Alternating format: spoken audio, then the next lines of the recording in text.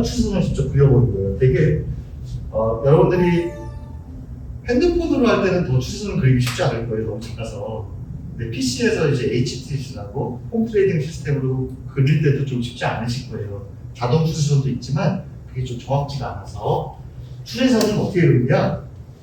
먼저 첫 번째 중요한 거는 두 개의 점이서의 선을 그리기 때문에 두 개의 상승 추세는 저점을 연결해요. 저점을 연결해서 어느 정도 상승으로 간다 그래서 저점을 연결해서 쭉 거주는 거예요. 그러면 이걸 왜 그리냐? 이걸 왜 그릴 것 같아요? 이렇게 저점을 해서 쭉 긋는 이유가 무엇일까요? 추세선. 누가 벌써 없었어요? 아, 역시 가장 많이 하시네. 네, 가장 답을 많이. 다음을 내칠게요. 여기까지 안 올 수도 있는데 여기서 튀고 올라갈 수도 있는데 여기는 지지가 예상된다. 누구나 생각을 해요. 차트를 보는 사람들은 내가 여기서 사기 부담스러워. 조정을 받는다. 여기 지지되면 사야지. 이게 이제 일반적인 사람들이 생각하는 거예요. 지지를 예상할 수가 있고요. 하락 추세는 두 개의 고점을 연결해요. 계속 떨어지니까 밑을 연결하는 게 아니라 두 개의 고점을 연결해서 쭉 거주는 거예요. 그러면 이거는 역으로 저항을 예상하는 거예요. 그래서 단기로 제가 단기 매매자예요. 2, 3일 보고 내가 하는 사람이라고 하면 반등 늘었다가 요 부분에 팔고를 보유를 해요. 꺾이면 팔아고 해요. 단기적으로 이제 맨날 주식을 보시는 그런 분들은 단기 매매로 이런 예상을 할 수가 있는 겁니다. 그리고 횡보 추세는 여기 평행하게 선을 하나 그어요. 그러면 그 다음에 이렇게 지지가 예상됩니다. 이렇게 볼 수가 있어요. 여기서 하나 횡보 추세에서 만약에 횡보예요. 이렇게 좀 한 네모난 박스 안에서 약간의 차이는 있지만 그 안에서만 계속 움직인다고 쳐요. 한 몇 개월 동안. 그러면 어디서 사실 거예요? 어디서 사는 게 맞는 것 같아요? 여기? 그리고 여기서 팔아요? 저쪽과 저쪽에서? 팔 수 있을까요? 근데 만약에 샀는데 쑥 떨어지면 횡보는 확인은 올라갈 때 사요. 요때 사요. 요때. 그리고 팔 때는 육사 안 팔아요. 꺾어져서 내려갈 때는 팔아요. 그러니까 이게 묻혀요. 왜 그러냐면 횡보 추세에서 이걸 뚫어버리잖아요. 그러면 날아갈 경우가 많아요. 그래서 완전히 확인하고 유수하고 완전히 뚫을지 말지 모르니까 떨어지는 걸 확인하고 하는 경우가 많아요. 그러니까 단기적으로 매매하시는 분들은 그러니까 항상 매매할 때 성급하게 하면 망해요. 단기 하시는 분이나 중장기는 좀 상관은 없지만 사는 것도 느리게 파는 거 원래 토끼처럼 빠르게 팔아버리라고 얘기를 하는데 그거는 이런 거 말고 완전히 무너졌을 때는 빨리 도망쳐라 그런 얘기하는데 이와 같은 경우에 그렇게 판단하는 거. 그래서 상승 추세에서는 하락을 방어하는 일종의 지지선 역할을 해주는 것을 예상할 수가 있고 하락 추세에서는 더 이상 상승을 못하게 막아버리는 선의 기준이 되는 거예요. 그래서 좀 주식을 조금 하시고 차트에 관심 좀 공부하시면 그것밖에 없어요. HTS PC에서 선을 긋는 게 나와요. 추세선을 긋는 게 나오는데 그걸 여러 번 긁어보세요. 긁다 보면 자기만의 그렇게 좀 생겨요. 시간이 좀 걸리는데 찍찍 가보세요. 진짜 여기서 이렇게 지지를 받네? 이런 식으로 한번 경험을 통해서 알 수 있지 않을까 생각합니다. 실전 차트를 보면 점을 두 개 그려봐요. 이건 진행 중 여기까지라고 치고 그리고 두 선을 찍 거버리는 거예요. 그럼 여기서 지지받았네? 올라가네? 요쯤에 한번 사볼까? 이런 식으로 이제 한번 테스트를 해보시면 돼요.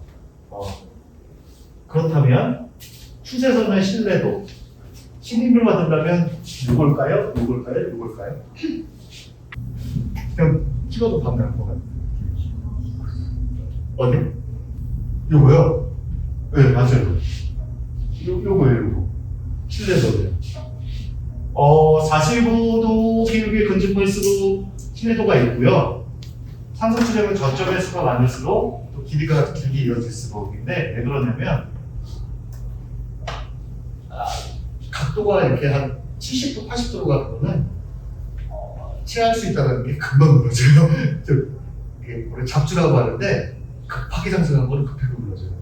그래서 이게 막 급등하는 거를 처음에는 많이 좋아하시는데 그거 꼭지에 잡으면 한 마이너스 한 7, 80% 내기가 쉽지 않은데 그렇게 내기가 쉬워요. 그런 정도로 아주 순식간에 무너지는 경우가 있기 때문에 이런 너무 큰 각도, 너무 가파른 각도로 막 치고 올라가는 것들은 좀 리스크하다고 너무 완만하면 상승 추세에 있는 건지 몰라요. 너무 각도가 15도, 10도면 너무 꾸역꾸역 하루에 1% 올랐다가 뭐 0.5% 내렸다가 2% 올랐다가 막 이렇게 꾸역꾸역 가면 상승 추세가 왔는지 헷갈리고 답답하기 때문에 한 45도 각도 이 정도가 좀 약간 상승 추세에 좀 신뢰도가 있다. 이렇게 보시면 될 것 같아요. 추세의 조정인데 추세선은 맨 처음에 주추세선을 하나 앞처럼 두 점을 해서 쭉 봐요. 근데 이게 그대로 움직이지 않을 경우가 생겨요. 강한 종목은 각도를 바꿔요. 이걸 타고 올라가다가 위쪽으로 치고 그래요. 이런 종목 잡으면 수익이 되게 많이 나요. 일단 중기적으로. 그랬을 때는 추세의 조정이라고 길게 가면 다시 와요. 이렇게 긋거든요. 이렇게 넣어요. 그리고 만약에 여기서 제가 샀어요? 그럼 이걸 갖고 가요, 그냥. 왜냐하면 각도가 커진다는 거는 사람의 삶에 엄청나게 물려든다는 거기 때문에 가져가요. 근데 여기서 만약에 요거를 깨고 내려오면 어떻게 되냐면 이걸 깼어요. 각도를 바꾼 거를 깨고 내려오면 원래 주추세선으로 다시 와서 지지를 받는 경우가 많아요. 그래서 우리가 보통 이제 부채꼴이라고 하는데 이렇게 가다가 이렇게 깨지면 그 다음 거에서 이렇게 되고 세 번째 깨지면 거의 추세가 전환된다고 해요. 그 부채꼴 이론이라는 게 이론 만드신 분이 한 거는 상승 추세에서 세 개의 추세선이 각도로 갔는데 첫 번째 거 깨. 아직은 끝나지 않았어. 두 번째 것까지 깨. 근데 세 번째 것까지 깨면 하락으로 완전히 바뀌어요. 근데 하락 추세에서는 또 역으로 치고 하나 둘 부채꼴로 하나 둘 치고 하고 완전히 상승을 갈 수 있다는 거예요. 그래서 조정된 추세선을 이탈하면 다시 추세선으로 복귀하는 경우 이렇게 가는 경우가 있다. 이렇게 보시면 될 것 같아요. 그 다음은 실전 차트 이렇게 각도를 바꾸는 거. 이런 주식을 혹시 여기 섰다가 이렇게 가지 않고 각도를 이렇게 좀 더 높이게 되면 그 종목 가지고 계신 분들은 기분이 되게 좋아요. 수익이 좀 가팔라지거든요. 올라가는 것도 가팔라지고. 그래서 이렇게 추세선을 다시 한번 거주고 또 적용을 한다. 추세선을 두 개를 둔 거죠. 이런 식으로 합니다. 그 다음은 추세대라는 게 있어요. 여러분들 추세대라는 거는 방송이나 뭐 책 같은 데 보면 제일 많이 있는 게 채널이에요. 추세 채널이라고 하는데 지지 추세선과 저항 추세선 사이에 가격분의 반복적으로 이루어지는 형태 많지는 않은데 먼저 보시면 요 같은 거예요. 상승 추세선 위에도 선을 긋는 거예요. 그래서 대라고 하고 채널이라고 해요. 하락 추세는 고점을 연결하니까 요 밑에 또 거요. 횡보도 이렇게 거요. 이렇게 우리가 말했던 박스권으로 지금 이걸 볼 수가 있어요. 그래서 이게 뭐냐면 주 추세선, 상승 추세선은 저점을 연결하는 거죠. 요 실선에서 요거를 평행하게 그어요. 평행하게 그어서 주가의 등락을 예측하는 방법이에요. 근데 이 평행하게 가는 건 이렇게 많지는 않아요. 근데 그래서 이렇게 높게도 붙고 이렇게 좁게도 붙고 그러면서 패턴이라고 하는 건데 그 패턴은 지금 말씀을 드릴 수 없고 하락 추세도 주 추세선 고점을 연결한 이 주추세선을 이렇게 평행하게 긋는 거예요. 평행 추세선은 여기 이렇게 해서 똑같이. 그래서 이게 추세대, 추세 체감 이런 얘기들 해요. 요거는 언제 많이 쓰냐면 요럴 때 많이 써요. 상승 추세가 아니라 상승 추세일 때 이렇게 가고 있어요. 근데 여기 이 주식이 이렇게 조정을 볼 때가 있어요. 이렇게. 이렇게 커요, 두 개는. 근데 여기를 뚫어요. 이게 단기예요. 이게 길지 않아요. 길어야 보름, 이 정도. 이렇게 움직이다가 조정을 여기서 이렇게 받는 경우가 있어요. 경사지게. 여기를 뚫어버려요. 뚫어버리게 되면 여기 고점에 대한 도전이 나오는 경우가 많아요. 뚫을 때도 있어요. 그러니까 요와 같은 게 많이 나요. 이렇게 도전 받을 때, 하락에서 변할 때, 이럴 때 많이 나거든요. 그러니까 길게 보는 것보다 단기적으로, 주기적으로도 나오긴 하는데 실전에서는 드물기 때문에 그렇게 약간 생각하시면 될 것 같아요. 보시면 차트인데 원래 여기랑 표현해야 되는데 고점을 다 잊진 않아요. 왜냐하면 우리는 상승 추세는 저점을 연결한다고 했어요. 저점을. 그런데 요거를 고점을 그대로 연결하진 않아요. 평행하게 어느 정도의 저항 지점이라고 생각하는 거를 거기다가 우리가 붙여놓는 거예요. 그래서 요 안에서, 가드리 안에서 움직이는 것을 보는 거예요. 여기서 추세 조정이 나왔네요. 뚫어버렸네요. 만약에 추세대가 장기적으로 움직이던 것이 요 위쪽에 아래쪽의 추세를 대충 고점을 봐서, 이건 경험을 통해서 하실 수가 있는데, 이렇게 대충 연결을 했어요. 자기 나름대로 연결했는데 얘가 상단 추세대, 상단 채널 위를 뚫고 올라가면 엄청 강해져요. 엄청 강하게 각도를 만들어서 다시 올라간다. 이렇게 생각하시면 될 것 같아요. 그래서 요 추세대 그리고 추세선에서 예를 들어서 이렇게 갔어요.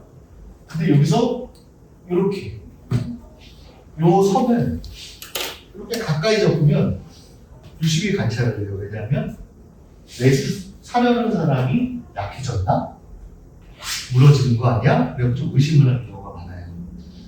이거를 하단부에 상승 추세선에 접했다라고 해요. 이렇게 접해서 위로 원래 상승 추세는 고점을 높이고 저점을 높여야 되는데 흐지부지 되는 경우에는 약간 의심을 해요. 그래갖고 좀 트레이더들을 추세 매매를 하시는 분들은 이탈하면 버려요. 확실히 이탈하면. 그래서 기다려보다가 다시 치고 올라가네? 그러면 상관없고, 여기 보시면 이건 상단부에 접했다고 해요. 추세대 상단부에서 각도를 만들어서 여기서 두들기고 있어요. 위쪽으로 두들기고 있으면 이걸 돌파할 가능성이 커요.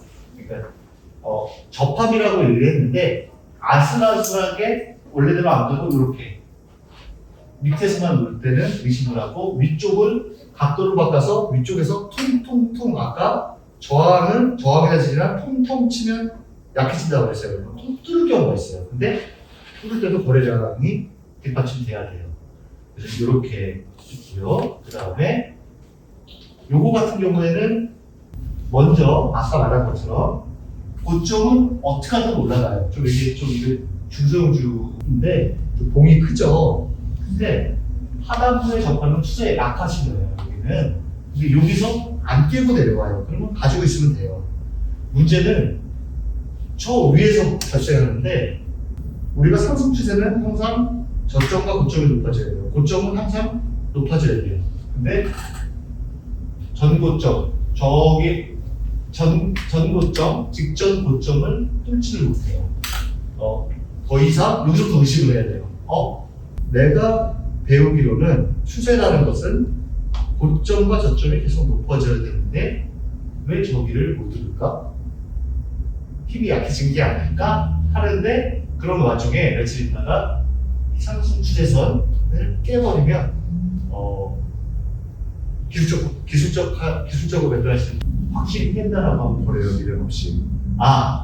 얘는 그동안의 상승이 갔다, 잘해봤자 여기 박스권이나 아니면 하락이다 그래갖고 냉정하게 버리는 경우가 많아요.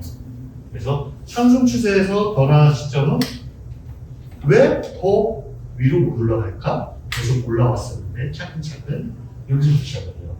그 다음에 박스권이죠. 박스권에서는 먼저 여기서 이게 깨지고 나니까 지지가 깨지니까 저항으로 이렇게 계속 박스권을 지루하게 만들어요. 계속 만들고 여기서 아까 말씀드린 대로 다시 가면 매수, 꺾어지면 팔고 이러고 있었어요. 근데 여기 대량 거래와 함께 이와 같은 캔들이 위에서 누르는 캔들이 나왔네요. 이걸 트랩이라고 하는데 트랩은 뒤에서 말씀드릴 거예요. 트랩은 덫이에요. 덫에 걸리지 말라는 건데 이 트랩으로 매매하는 법은 지금 저희가 얘기하는 거랑 약간 달라요. 그 판단을 하셔야 되는데 트랩이라는 것은 덫이고 덫에 걸리지 마라. 이와 같은 의미고 뒤에서 또 말씀을 드릴게요.